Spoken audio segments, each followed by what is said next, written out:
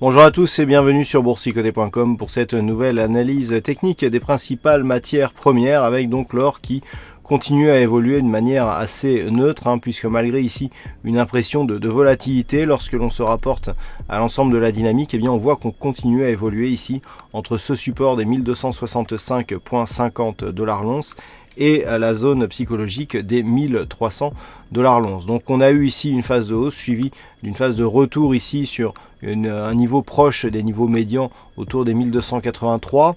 Donc toujours neutralisation court terme ici au sein d'une dynamique qui reste plutôt baissière puisque par rapport à la dernière dynamique baissière, on a eu un retracement d'à peine 38,2% de Fibonacci.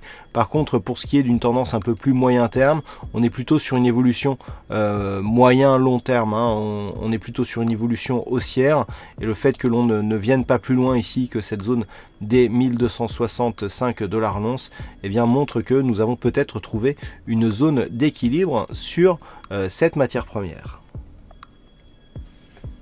Et puis sur le WTI, il semblerait que l'on continue ici sur une dynamique qui reste sur une tendance de fond plutôt haussière. Il y a eu cassure ici de la zone des 55 $ le baril et finalement ce niveau s'est transformé en niveau de support à partir duquel on a un rebond qui se dirige une nouvelle fois vers la zone des 57,60 $ le baril. Donc actuellement on est sur une dynamique court terme qui a bien pris ses marques ici. Après un contact sur la bolle supérieure, on est revenu chercher la moyenne mobile 20 exponentielle et on continue à marquer de nouveaux points hauts significatifs. Donc l'objectif est un retour ici sur la zone des 57,60, mais en cas de rupture de celle-ci, on validerait la poursuite de la dynamique haussière moyen terme.